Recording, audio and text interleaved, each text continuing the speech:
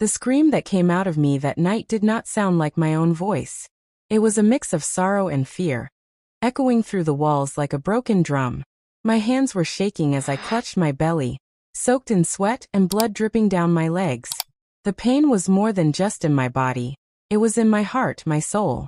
That was the night my pregnancy broke me. But strangely, even as I cried, there was a little smile through my tears. I smiled because I had just seen the small face of the life I carried. A tiny cry that stopped the world for a second, before silence swallowed everything again. My smile vanished, my strength left me, and the world grew darker. I remember the nurse shouting my name. I remember my mother's trembling hands clutching my own. And then blackness. That night, I thought I had lost everything. But I didn't know that the story was only beginning. Now let me take you back to where it all started. I was just a young girl when the whispers first began.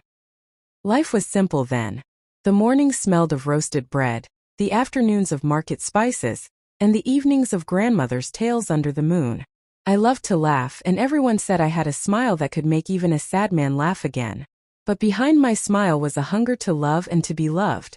That was where it all started. The first time I met Daniel, he was leaning against the old mango tree near the well. His shirt was white, though the collar had stains, and his laughter was easy.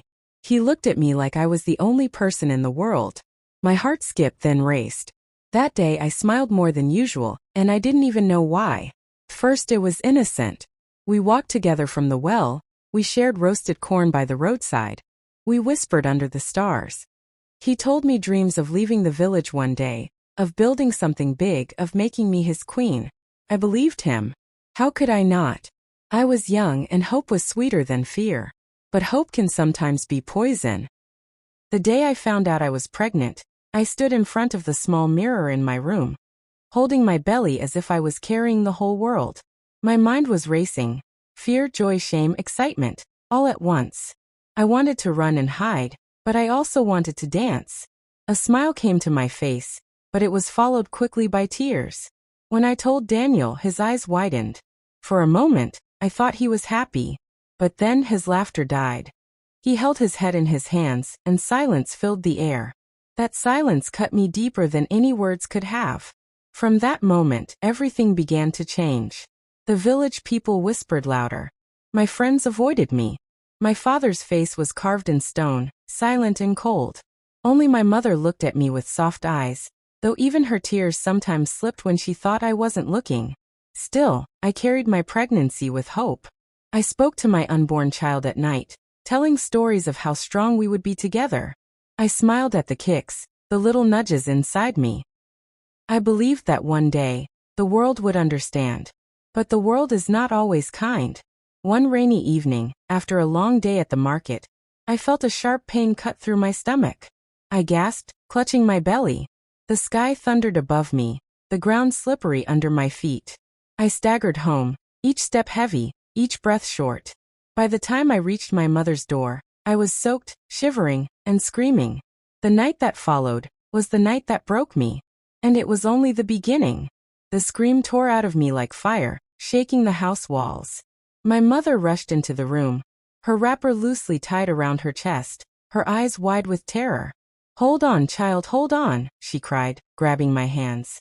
Her palms were rough from years of farming, but that night they felt like the only anchor keeping me from drowning. The storm outside grew louder.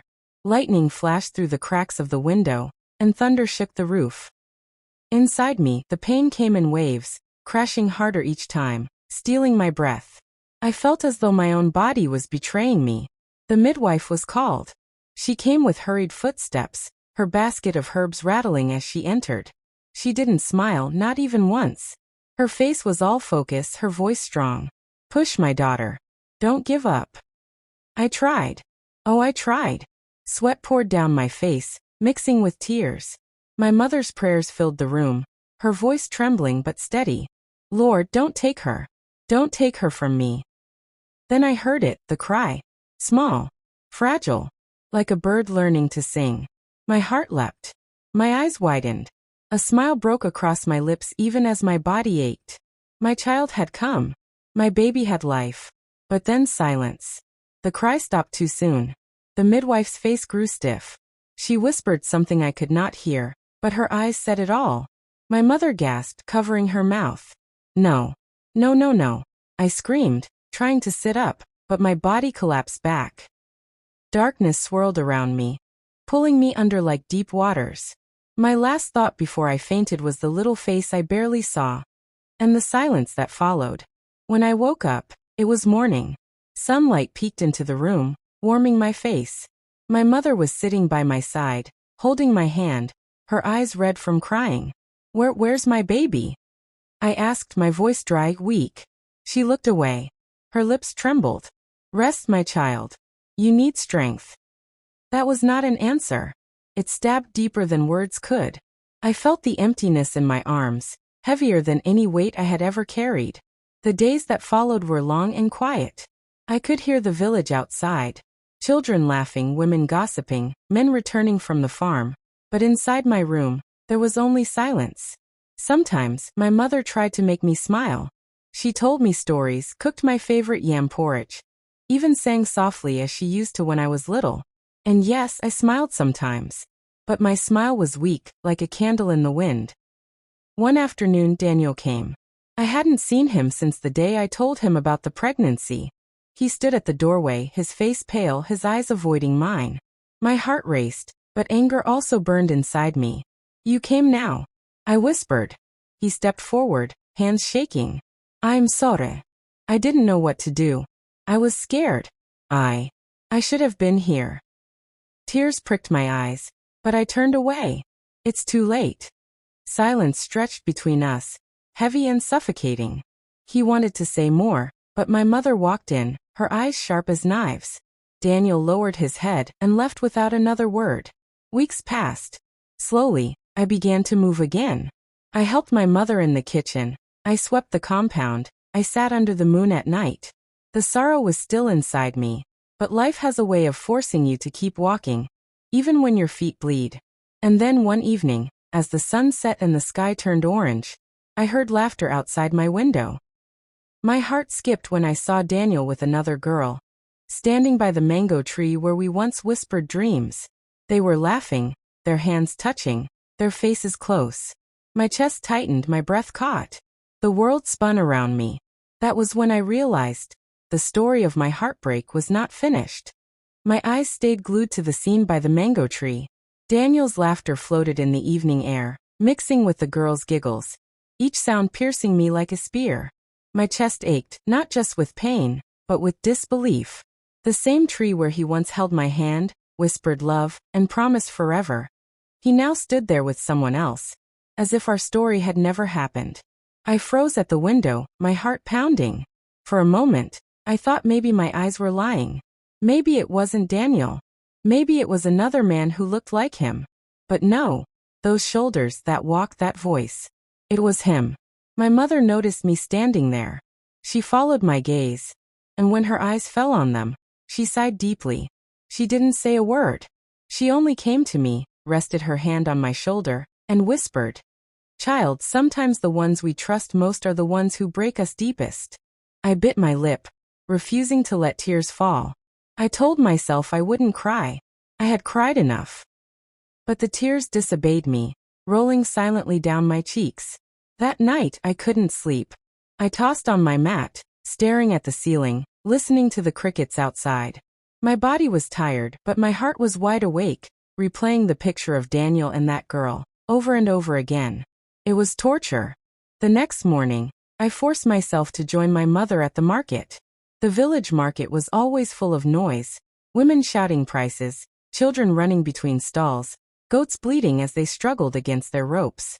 For a few hours, the noise drowned the storm in my head. I even smiled once or twice when a little boy tried to sneak groundnuts from a seller's basket and got caught. The way he ran, the way the woman chased him. It reminded me that life could still be funny, even when your heart was heavy. But no matter how much I tried, Daniel's face stayed with me. One evening, as I returned from the well, I saw him again. This time he was alone. Our eyes met, and for a moment everything froze. He looked at me with guilt, his lips trembling as if he wanted to speak. But before he could, I turned away. I didn't want his words. Words had already lied to me once. Days turned into weeks. Slowly, I learned to live with the pain, like a scar that refuses to fade. My mother told me stories of women who had gone through worse and still found strength. She said, "Your wound is deep, but it will not kill you. One day, it will make you stronger." I wanted to believe her. I wanted to believe that strength could grow from sorrow. But then came the day that tested me again. It was late afternoon, and I was fetching water from the well. A group of village women stood nearby, whispering and pointing. I tried to ignore them, but their words floated to my ears like arrows. "That's her, the girl who lost her baby. Such a shame. And her man already has another. She brought it on herself. What did she expect?"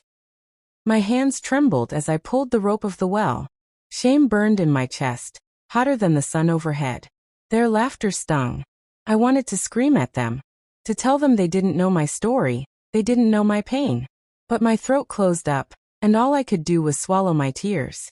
As I turned to leave, bucket of water on my head, one of the women called out, loud enough for all to hear, "Be careful, or she might curse your children with her sorrow." The crowd erupted in laughter. I stopped walking. My bucket shook, water spilling down my face like sweat. My fists tightened. My body shook with anger. That was the moment I knew. Silence would no longer protect me. Something inside me snapped. The laughter echoed in my ears, bouncing inside my head like cruel drums. My bucket trembled on my head. The cold water dripping down my face felt like fire. For too long, I had swallowed my tears in silence, but that day silence broke. I dropped the bucket hard on the ground, water splashing at their feet. Their laughter stopped. Their eyes turned to me. My heart pounded, but my voice came out strong. "You," I shouted, pointing at the woman who had mocked me. "Do you think sorrow belongs to me alone? Do you think tomorrow cannot bring it to your doorstep?" They gasped. One covered her mouth. Another whispered, "She's cursed." But I didn't stop. My tears burned down my cheeks, but my words were louder than my pain. "You laugh at me because I lost. You laugh at me because my hands are empty. But remember this. Empty hands can still rise again. And when they do, I will not be the one laughing. Life will laugh for me." Silence swallowed the market. Their eyes avoided mine. Some looked ashamed, some still looked afraid. I didn't care. I lifted my bucket again, filled it with what water was left, and walked away. My knees were shaking, but for the first time in a long time, I felt something inside me, strength. That night, my mother sat beside me holding my hand. She smiled, though her eyes were wet. "My child, today you found your voice. Never let anyone take it again." Her words stayed with me. The days that followed were calmer. I began to help her more in the fields, planting yams, weeding the soil. The earth under my fingernails, the sweat on my forehead. It felt healing, like the land was teaching me how to grow again. Sometimes I even laughed. The children in the village came around to play, running after chickens, falling in the dust, shouting with joy. Their laughter was medicine to my soul. Slowly, I was learning that sorrow and smile could live in the same heart. But life was not finished with me yet. One evening, as the sun dipped low and the sky turned golden, Daniel returned. He came to our house uninvited, standing at the doorway with his head low. My mother frowned but allowed him in. He sat on the stool, his hands twisting together, his lips trembling. I need to talk to you," he said. I folded my arms, watching him carefully. My heart wanted to race, but I forced it still. He looked at me, his eyes full of something I couldn't read, guilt maybe or regret. "I made a mistake," he whispered. "I should never have left you. I should never have hurt you. Please give me another chance." My chest tightened. Memories of his laughter with the other girl flashed in my mind. Memories of his silence when I needed him most stabbed me again. I wanted to scream. I wanted to cry. I wanted to forgive. I wanted to hate. All at once. But before I could answer, before my mouth could open, the girl from the mango tree walked into the compound. She stood at the doorway, her belly round, her eyes blazing. "Daniel," she shouted. "So this is where you are? With her?" My heart dropped. My breath froze. The world spun again. And that was the moment everything shattered once more. The girl's voice cut through the air like a knife. Her hand rested on her swollen belly. Her eyes locked on Daniel, blazing with fury. So this is what you've been doing? Running back to her? After everything? She shouted, stepping closer. Daniel's face went pale. He jumped to his feet, his words stumbling. It's not what you think. Not what I think, she snapped, her voice trembling with rage. Look at me. Look at this belly. Did you think I would not find out where you ran to? My body froze. The air in the room grew heavy. My eyes went from Daniel to her, and then to my mother, who stood at the corner, her lips pressed tight, her face unreadable.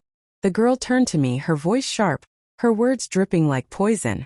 And you? Do you know what kind of man you are begging to love you? While you were carrying your sorrow, he was with me. And now I carry his child. His future. Her words stabbed my heart deeper than any knife could. I wanted to shout back, to tell her I was not begging him.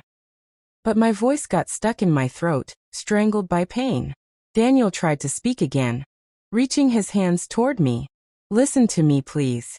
I made mistakes, but... My mother stepped forward, her voice calm but firm. Enough. Both of you, out of my house. This is not the place for lies and quarrels. The girl hissed, turned on her heel, and stormed out of the compound. Daniel hesitated, looking at me with pleading eyes, but my silence answered him louder than words. With his shoulders slumped, he followed her into the night. When the door closed, the silence was louder than their shouting had been. I sank to the floor, my hands covering my face. My chest shook with silent sobs. My mother came to me, lifting me into her arms like I was still her little child. She rocked me gently, whispering, "Let the pain out, my child. Let it out. You will not break forever." Her words soothed me, but inside me, a storm still raged. Days turned into weeks again. The village never lacked gossip, and soon, whispers of Daniel's betrayal spread like wildfire. Some pitied me, some mocked me, some said I was cursed. I learned to walk with my head high, even when my heart was low. One morning, I went to the stream alone, carrying my calabash. The path was quiet, the sound of birds filling the air. For the first time in a long time, I felt peace, like the world had paused its noise to let me breathe. I sat by the stream watching the water ripple, and I spoke softly to myself. One day I will rise. One day I will smile without sorrow behind it. And for a moment I believed it. But peace never lasts too long. That evening, as I was sweeping the compound, a loud knock banged at the gate. My mother opened it, and there stood Daniel. His face swollen, his lip bleeding, his shirt torn. He staggered in, clutching his side. "Help me," he whispered, before collapsing at our feet. Blood stained the ground. My heart jumped to my throat. "Daniel." My mother's voice cracked the air as she rushed forward to lift him. His body was limp, blood soaking through his shirt, his breath shallow like a dying flame. I froze, broom still in my hand, my heart hammering so loud I could hear it in my ears. 1,000 thoughts ran through me at once: fear, anger, confusion, sorrow. "Don't just stand there, child," my mother snapped. "Bring water. Quickly." I dropped the broom and ran, my hands shaking as I fetched a bowl of water from the clay pot. My mother sprinkled some on his face, rubbing his chest. His eyelids fluttered, his lips moving weakly. They attacked me," he whispered, coughing. "Her brothers, they found out." His voice broke, and he coughed again, blood staining his teeth. My heart sank. I understood immediately. The girl from the mango tree, the one carrying his child. Her family must have found out, and they had beaten him. My mother shook her head, her face tight with disapproval. "This boy is a storm that brings nothing but trouble." But even she could not turn him away. She tore cloth into strips, pressing it against his wounds, muttering prayers under her breath.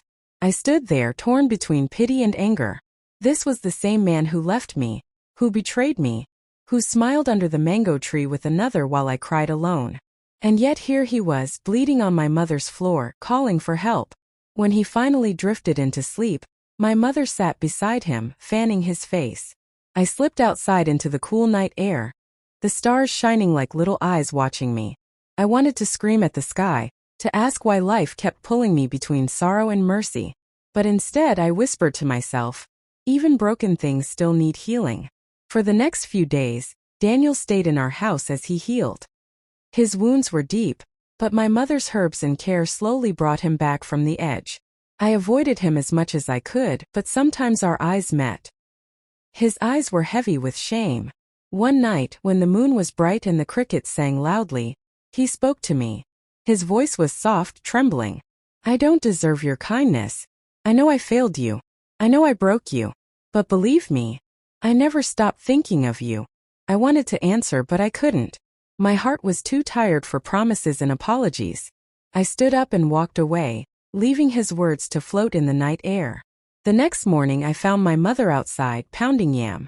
She looked at me, then at Daniel, who was sitting weakly nearby. "Child," she said, "sometimes life tests us by putting pain back in our hands, to see if we will hold it again or let it go." Her words stayed with me all day.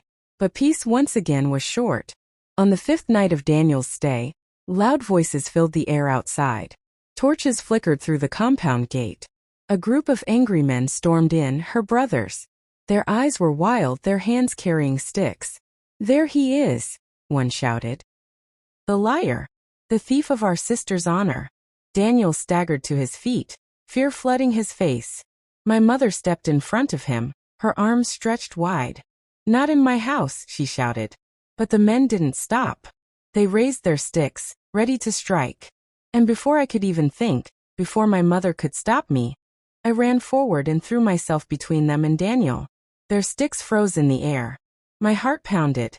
My voice shook as I screamed, "If you want him, you'll have to go through me first." The sticks hovered in the air, frozen. The torchlight made the shadows of the men dance across the walls, their faces fierce and angry. My chest rose and fell fast, my legs trembling, but I did not move from in front of Daniel. "Move out of the way, girl," one of them barked. His eyes blazed, veins standing out on his neck. "This man ruined our sister's life. He will pay for it." I shook my head, tears stinging my eyes but my voice steady. "You think beating him will heal her? You think spilling his blood will make her smile again? No. It will only bring more sorrow." They grumbled among themselves, anger rolling like thunder. Daniel was behind me, weak and silent, his breath heavy. My mother stepped forward, her voice sharp as a blade. "This is my compound.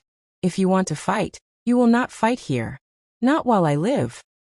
The men hesitated. They respected my mother, everyone did. She was a woman whose words carried weight, a woman who had survived storms of her own. After a long pause, their leader spat on the ground. "Fine. But know this, if he does not take responsibility for our sister, we will not rest." With that, they turned and stormed out, their torches fading into the darkness. The silence that followed was heavy.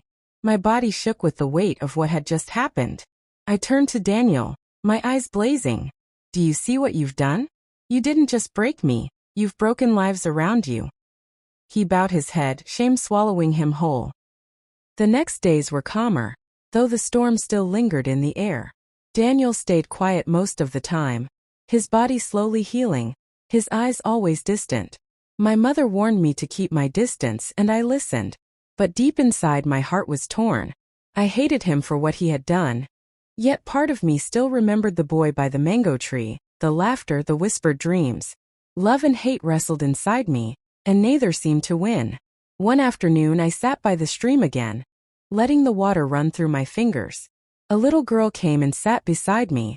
She looked no older than 6, her hair tied in tiny braids, her eyes wide with innocence. "Why are you sad?" she asked, tilting her head. I smiled faintly. "What makes you think I'm sad?" She shrugged. "Because sad people smile like you.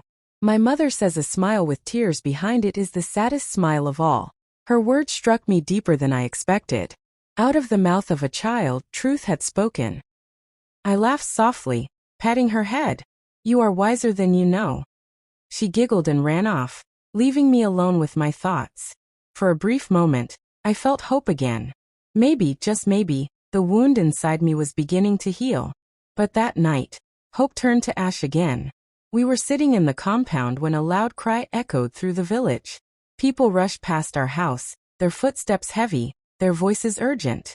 "Fire! Fire at the girl's house!" someone shouted. My heart skipped. The girl. Daniel's other woman. The one carrying his child. Before I could think, I was already running, my mother calling after me. When I reached the scene, flames roared into the sky, devouring the thatched roof of her home. People screamed, throwing water in vain. And then, through the firelight, I saw her, standing outside, clutching her round belly, tears streaming down her face. The house collapsed behind her with a thunderous crash. And in that moment, everything changed again. The flames rose higher, painting the night sky red and orange. The heat slapped against my skin as I pushed through the crowd. Sparks flew, smoke burned my throat, and screams filled the air. "Get more water!" men shouted, racing with buckets. Women wailed, clutching their heads. Children cried as their fathers dragged them back from the fire. But my eyes stayed locked on her. Daniel's other woman standing frozen, her hands clutching her swollen belly. Her face was pale, her lips trembling, her body shaking. I ran to her side. "Move back. The roof is falling." I grabbed her arm and pulled, just as a beam crashed to the ground where she had been standing. She gasped, tears spilling down her cheeks. Everything is gone." Her voice broke. I didn't know what to say. What words could heal such loss? All I could do was hold her arm tighter, guiding her away from the burning house. Behind us, the fire raged on. The villagers fought bravely, but by the time the flames died, nothing was left but ashes and smoke. She fell to her knees in the dirt, wailing. The sound pierced my chest. I wanted to hate her, but in that moment, all I saw was another woman broken by sorrow, just like me. The next morning, the village buzzed with talk. Some said it was witchcraft, some said it was careless cooking, others said it was punishment from the gods. But whatever the reason, her home was gone.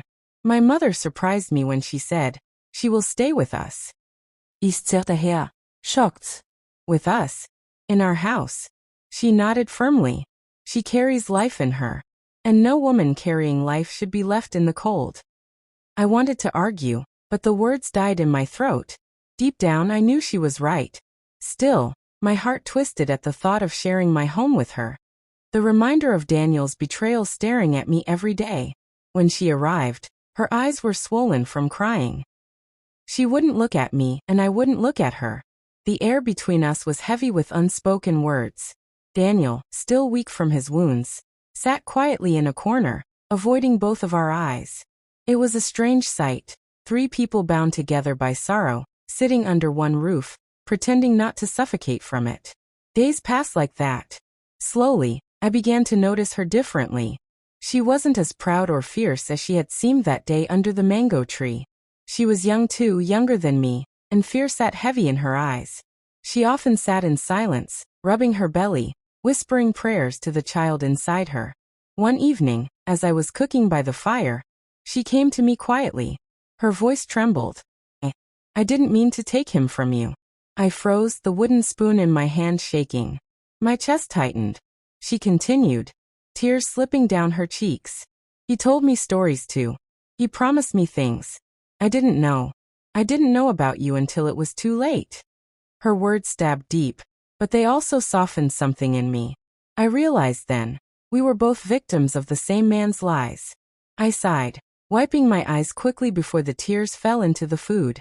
We are both broken, but maybe we don't have to be enemies. She looked at me, hope flickering in her eyes for the first time. For the first time since it all began, I felt a strange peace between us. But peace never stays long. That very night, as the moonlight spread across the compound, the girl screamed. A sharp, blood-curdling scream that froze my heart. We rushed to her room, my mother leading the way. She was on the floor, clutching her belly, her face pale, her body shaking violently. "The baby," she cried. "Something is wrong." Blood stained the floor beneath her. And just like that, the night of fire turned into the night of another storm. Her scream tore through the house, sharper than the cry of the fire the night before. I stood frozen at the door, my chest tight, my legs weak. My mother rushed forward, dropping to her knees beside her. "Hold her. Don't let her slip," my mother commanded, her voice strong though her hands trembled. I hurried to her side, my palms sweating as I held the girl's shoulders. She was shaking violently, her nails digging into my arms as she cried out in pain. "It hurts," It hurts. My baby. Please don't let me lose my baby, she screamed, her eyes wide with terror. Daniel staggered into the room, his face pale. He fell to his knees beside her, grabbing her hand. Please hold on. Please. His voice broke, tears spilling down his cheeks. My heart twisted. I wanted to turn away, to block out the sight, but I couldn't. Even though she had once been the symbol of my betrayal, in that moment she was just another woman fighting for life. My mother sent me racing for the midwife. I ran barefoot through the night, the cold air cutting my skin, my breath sharp in my chest. When I reached her hut, I banged on the door shouting, "Please, come quickly. She's bleeding." The midwife grabbed her basket and followed me back. When we arrived, the girl's screams had weakened, her face pale as death. The midwife worked fast, her hands steady, her voice calm as she gave instructions. Boil water. Tear clean cloth. Hold her still. The night stretched long, every second heavy with fear. Her cries came and went like waves, each one stealing strength from her body. I sat by her side, holding her hand even though my heart was breaking.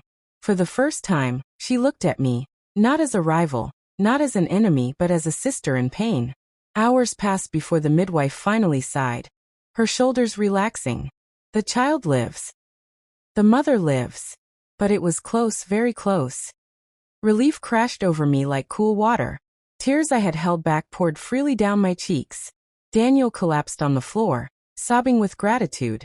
The girl lay weak, her face pale but alive. She whispered, barely audible, thank you for not leaving me." I squeezed her hand, forcing a faint smile. We are both stronger than we know. The days after that night were quiet. The girl remained weak, resting often, and my mother cared for her as if she were her own daughter. Daniel hovered like a shadow, guilt painted across his face, trying to please everyone but pleasing no one. For the first time, I began to see life differently. Pain had been my constant companion, but pain had also made me stronger. I realized that even in sorrow, kindness could exist. Even in betrayal, compassion could still grow. One afternoon, as I sat outside weaving a basket, a thought came to me. Maybe this story isn't just about what broke me. Maybe it's about what is remaking me. For the first time in months, I allowed myself a true smile. Not the kind that hid tears, but one that rose from deep inside. But life is cruel in the way it tests you just when you think you are healing. One evening, as the sun dipped low, a messenger from the village chief arrived at our gate. His face was stern, his words heavy. "The chief requests your presence. All of you." His eyes flicked to me, to Daniel, to the girl resting inside. My stomach tightened. My mother frowned deeply. "What is this about?" she asked. The messenger's voice dropped low. "It is about shame and justice. The council will not ignore this matter any longer." My heart pounded in my chest. And just like that, our private sorrows were about to be dragged before the whole village. The night before the summons, I could not sleep. The stars outside glittered like sharp eyes, watching me, whispering questions I could not answer. My chest was heavy, my hands cold. Tomorrow the village would weigh my shame like yam on a scale. Tomorrow the whispers would no longer hide in corners. They would stand tall in the chief's palace. At dawn my mother woke me gently. "Stand strong, my child. Today may break you again, but remember you have already been broken before. And still you stand." Her words wrapped around me like armor. We walked together, the three of us, me, Daniel, and the girl, her belly round, her steps slow. Villagers followed behind, curious eyes burning holes into my back. I heard their whispers. "There they go. 2 women, 1 man. What shame. How will the chief judge them?" The chief's compound was wide and grand, his elders seated in a circle, their staffs leaning against the wall. The chief himself sat tall, his voice deep and commanding. "You have been called," he said, "because your matter has become the village's matter. Shame does not hide in the dark. It spreads in the open. And this," he pointed at Daniel, "has spread wide enough." Daniel bowed his head, trembling. The chief turned to me. "You were the first. You carried his child and you lost it in sorrow. The village wept with you." Then his eyes shifted to the girl. "And you are the second. You carry his blood now, but your house has burned and your future shakes. Finally, his gaze locked on Daniel again. And your choices have sown seeds of pain. What do you say for yourself?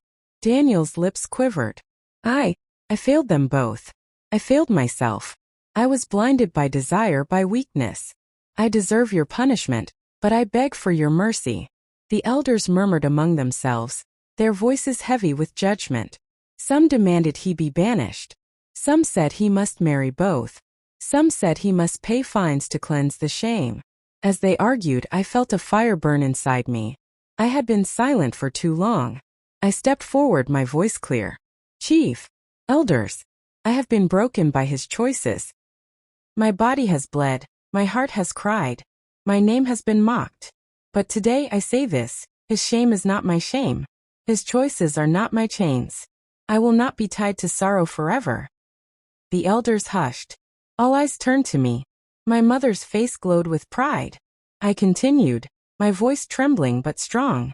I do not need him to define me. I do not need pity. I do not even need revenge. What I need is freedom, to rise again, to rebuild, to smile even with my scars. The girl looked at me with wide eyes, tears rolling down her cheeks. She whispered, sister. The chief leaned back, stroking his beard. Silence stretched for a long moment before he spoke. Your words carry truth. A woman is not chained to the man who breaks her. A woman rises on her own feet. As for him, he pointed at Daniel. He will work to repay his wrongs. He will take responsibility for the life he has planted, but he will not drag down the one he has already wounded. A murmur of agreement spread among the elders. The judgment was clear. Daniel wept, bowing low. The girl sobbed quietly, clutching her belly. I stood tall, my heart pounding with relief and strength. For the first time, I felt free, not of sorrow, for sorrow would always live in me, but of chains. The days that followed were not without whispers, but I learned to walk past them. The girl and I slowly became sisters in survival, caring for each other in ways only broken women could understand. Daniel, humbled, faded into the background of my life. And me? I began again. I planted new yams, wove new baskets, told new stories to children by the fire. Sometimes I cried. Sometimes I laughed. Sometimes I did both at once. Because that is what life is, a mixture of smile and sorrow. And though my pregnancy had broken me, it had also built me stronger. Strong enough to rise, strong enough to forgive, strong enough to keep walking forward. That was the end of one story, but the beginning of a new one. When I look back on the journey, I see a road full of thorns and fire, but also flowers blooming where I thought nothing could grow. My pregnancy broke me. It tore my body, my heart, and my spirit. It made me face shame, betrayal, and the cruel whispers of a world that often blames women for what men do. But from that breaking came a strength I did not know I had. I learned that pain does not end you. It shapes you. It bends you, but it can also mold you into someone wiser, someone stronger, someone braver. I learned that sometimes sorrow walks hand in hand with smiles. That forgiveness is not weakness, but a door to freedom. That scars are not signs of defeat, but reminders of survival. And though Daniel's choices caused me tears, they also pushed me into discovering myself. Though the girl who carried his child was once a rival, she became a sister in pain. And though my womb carried sorrow, my spirit carried strength. Life is never only sweet or only bitter. It is always a mixture of both. The trick is learning to drink from the cup without letting it drown you. So if you ever find yourself broken, betrayed, or bleeding from life's sharp edges, remember this. Being broken does not mean being finished. Sometimes, what breaks you is exactly what builds you stronger.